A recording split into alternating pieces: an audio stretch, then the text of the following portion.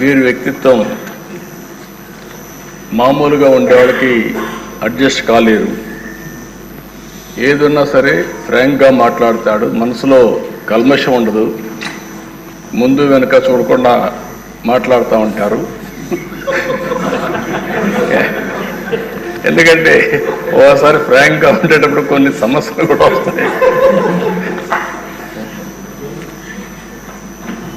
అయితే నేను చాలా రోజుల నుంచి వాటిని దగ్గరగా చూస్తున్నా.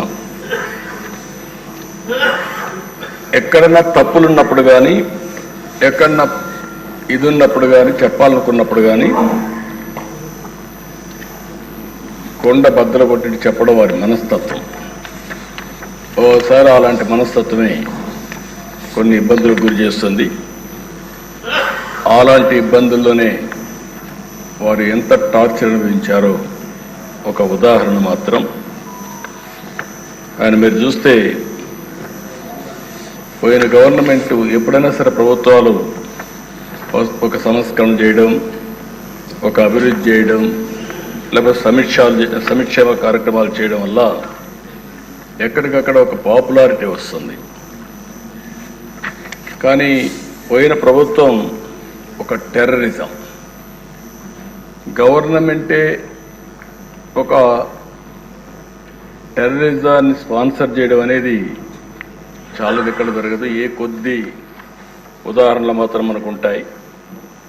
అలాంటి చూసినప్పుడు సొంత ఎంపీ విభేదించినప్పుడు, డిఫర్ అయినప్పుడు కావాలంటే మనం దూరంగా ఉంటాం, అది వేరే విషయం. కానీ ఏ విధంగా ఆయన పైన కక్షగట్టి పనిచేశారో, ఏ విధంగా కుట్రబన్నారో మనం ఒక్కసారి గుర్తుపెట్టుకోవాల్సిన అవసరం ఉంది.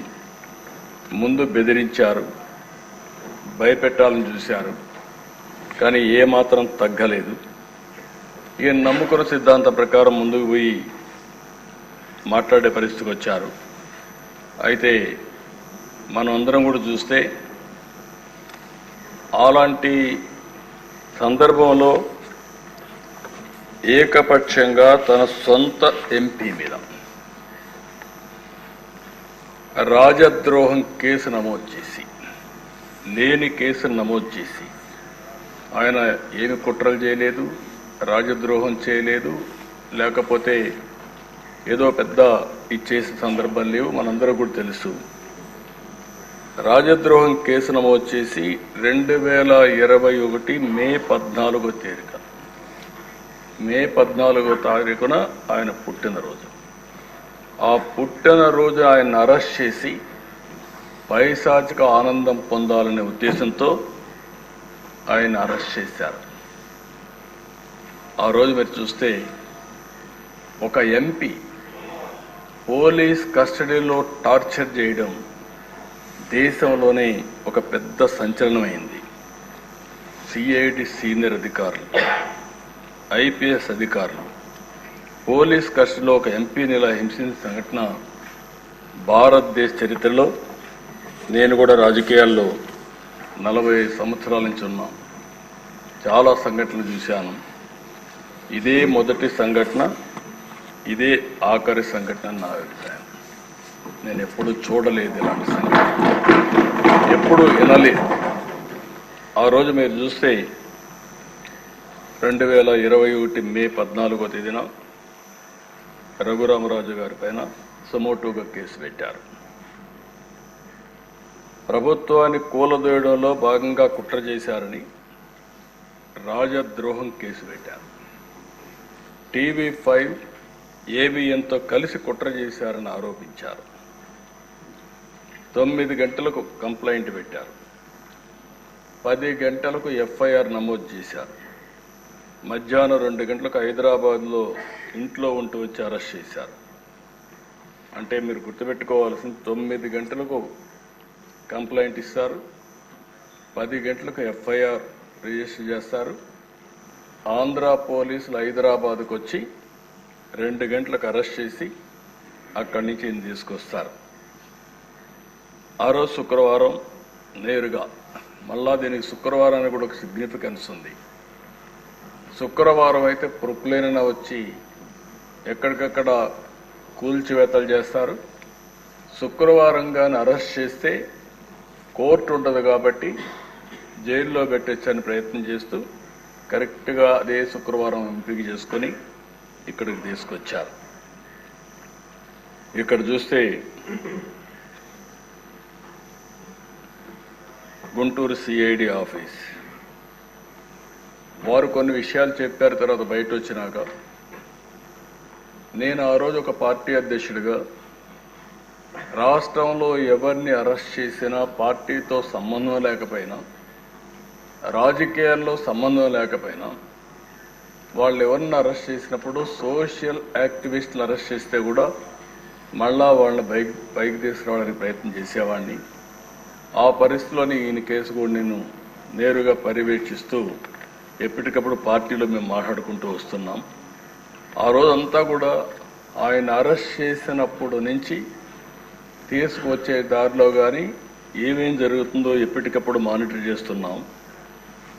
అదే రోజు రాత్రి 5 ముసుగులో వచ్చి ఎంపీ పైన విపరీతంగా, అంటే పోలీస్ కస్టడీలో ఉండేటప్పుడు పోలీసులు వాళ్ళ దగ్గర పెట్టుకున్న రాత్రిలో ఈయన పైన దాడి చేయడం అనేది, పోలీసులు ఇలాంటి తప్పుడు పనులు చేయడంలో ఏ విధంగా మనసు వచ్చిందో నాకైతే అర్థం కాలేదు. కాళ్ళు కట్టేసి టిపికల్గా లాఠీలు రబ్బర్ బెల్ట్తో 5 దఫాలుగా, అంటే ఆ రబ్బర్ బెల్ట్ కూడా ఆయన చెప్పినట్టు ఆ రోజు నేను విన్నాను. అప్పుడే బైపాస్ కూడా చేశారు. అరికాళ్ల పైన, ఆ కాళ్ల పైన కొడితే అది ఐడెంటిఫై చేయలేదు. ఈవెన్ డాక్టర్స్ చేసినా కూడా ఐడెంటిఫై చేయలేరనే ఉద్దేశంతో విపరీతంగా కొట్టి రాత్రంతా కూడా ఇది చేశారు. అప్పటికే హార్ట్ సర్జరీ అయింది. గుండె మామూలుగా సర్జరీ అయినప్పుడు కొంచెం ఇబ్బందులు కూడా ఉంటాయి. అలాంటిది మంచం మీద ఎక్కి రొమ్ముల పైన కూడా ఎక్కి విపరీతంగా కొట్టి తీవ్రంగా హింసించారు. వాళ్ళు హింసించిన విధానం మీరు చూస్తే ఎక్కడికక్కడ మంచం కోళ్ళు కూడా కింద నుండే కాళ్ళు కూడా ఇరిగిపోయే పరిస్థితికి వచ్చాయి. మామూలుగా అక్కడ సిఆర్పిఎఫ్ సెక్యూరిటీ ఉంటుంది. అలాంటి సిఆర్పిఎఫ్ సెక్యూరిటీ లేకుండా పంపించేశారు. రాత్రంతా తీవ్రంగా హింసించారు. తీవ్రమైన బూతులు తిట్టారు. రచ్చబండ పెట్టి ముఖ్యమంత్రి బెయిల్ రద్దు చేయమంటావంటూ కొడుతూ తీవ్రంగా క్షోభకు గురి చేశారు. ఒక సర్కిల్ ఇన్స్పెక్టర్, హెడ్ కానిస్టేబుల్ కాపలా ఉంటారు. ఇద్దరిని బయట పంపించి అదే సమయంలో ముసుగులు వేసుకుని వాళ్ళు వచ్చి, నేను అడిగాను ఆ రోజు కూడా వారిని అడిగాను, వాళ్ళని గుర్తుపెట్టగలుగుతారా అంటే గుర్తుపట్టడానికి వాయిస్ చూస్తే ఏమైనా చెప్పగలుగుతానేమో, కానీ ఎక్కడైతే ముసుగు వేసుకొని వచ్చారు, ముసుగు వేసుకొని వచ్చేసి ఇవన్నీ వెళ్ళిపోయారని చెప్పారు. ఆ రోజు రాత్రంతా కూడా మేము కూడా జాగారం చేసే పరిస్థితికి వచ్చాం. మొదటి రోజు సాయంత్రం వరకు ఉదయం తీసుకురాలేదు, కోర్టులో ప్రొడ్యూస్ చేయలేదు.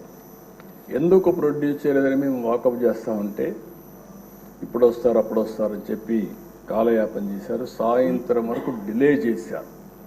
అంటే రాత్రంతా హింసించారు కాబట్టి ఆ దెబ్బలు కొంత నొప్పులు తగ్గిన తర్వాత ఐడెంటిఫై చేయకుండా ఈ నడవను కూడా నడవలేని పరిస్థితిలో ఉంటే కొంత సమయం ఇస్తే నడుస్తాడనే ఉద్దేశంతో ఆ రోజు 5 గంటలకు గుంటూరు కోర్టులో హాజరుపరిచారు. అప్పటికే మేము చూస్తున్నాం, టీవీల్లో వస్తూ ఉంటే అవి కూడా వాచ్ చేస్తున్నాం. మనిషి కుంటుకుంటూ నడుస్తున్నాడు, అంటే ఏదో జరిగింది అనేది వాచ్ చేసుకుంటూ ఉన్నాం.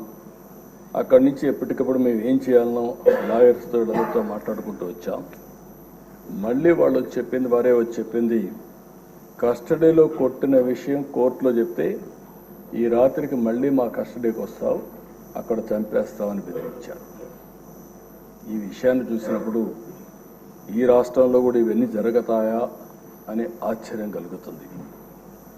అయితే మేజిస్ట్రేట్ దగ్గరికి వచ్చిన తర్వాత ధైర్యం చేశాడు, ఆ కాళ్ళు చూపించాడు. ఆ కాళ్ళు అవన్నీ కొట్టినట్టుని చూపిస్తే అప్పుడు ఆ మేజిస్ట్రేటు నేరుగా ఇతన్ని ప్రభుత్వ ప్రైవేట్ 2 హాస్పిటల్కి పంపించండి, ఎగ్జామిన్ చేయించండి, ఎగ్జామిన్ చెప్పి చేసిన తర్వాత సర్టిఫికెట్స్ ఇవ్వమని చెప్పి పంపిస్తే వాస్తవాలు తెలుస్తాయనే ఉద్దేశంతో ఆయన్ని ప్రభుత్వ ఆసుపత్రికి మాత్రం తీసుకుపోయి ప్రైవేట్ హాస్పిటల్కి తీసుకుపోకుండా అక్కడ కూడా రిపోర్ట్ని తారుమారు చేపించి బెదిరించి ఆయన రిపోర్ట్ తెప్పించారు. ఆ రిపోర్ట్ వస్తానే 16వ తారీఖున జైలుకు పంపించారు. ఇదే సమయంలో సమాంతరంగా హైకోర్టులో కూడా ఈ కేసు జరుగుతూ ఉంది. అంటే మేజిస్ట్రేట్ కోర్టులో కేసు ఉంది, హైకోర్టులో కేసు ఉంది.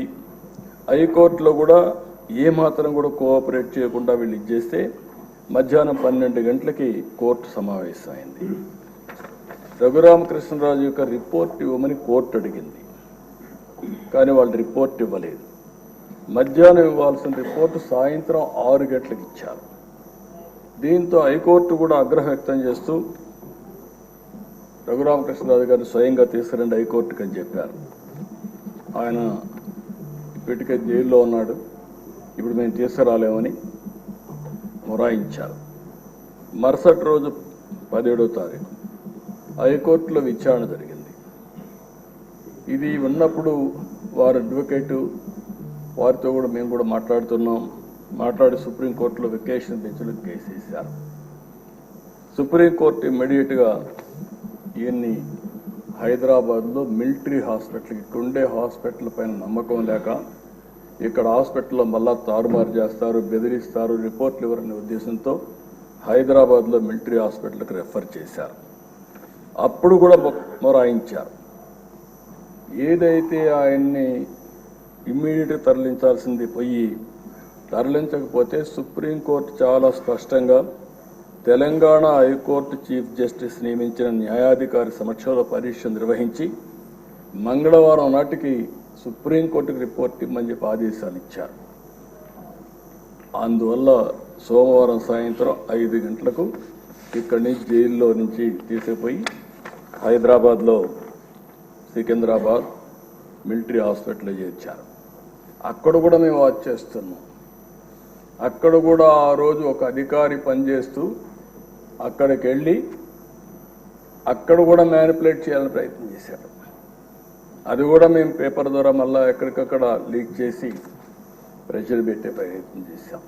సభ్యతగా ఉండదని ఆ వ్యక్తి పేరుని చెప్పడం లేదు, కానీ ఆ వ్యక్తిని తీసుకొచ్చి ఎక్కడికక్కడ ఒక పవిత్రమైన దేవాలయంలో అధికారిగా పెట్టుకుని ఎలాంటి లాబీలు చేయించే పరిస్థితికి వచ్చారు. అంటే ఎంత దుర్మార్గంగా ప్రవర్తించారో అంత దుర్మార్గంగా ప్రయత్నించే పరిస్థితికి వచ్చారు. అయితే అవన్నీ చూసిన తర్వాత నెక్స్ట్ డే 3 రోజుల వరకు ఆయన ట్రీట్మెంట్ ఇచ్చిన తర్వాత సుప్రీంకోర్టు బెయిల్ ఇచ్చే పరిస్థితికి వచ్చింది. ఇది మనందరం ఒక్కసారి ఆలోచించినప్పుడు ఇక్కడతో ఆగలేదు కక్ష. నర్సాపూర్ లోక్సభ పరిధిలో పేద అమిరం గ్రామంలో అల్లూరి సీతారామరాజు విగ్రహావిష్కరణ జరిగింది. సాక్షాత్తు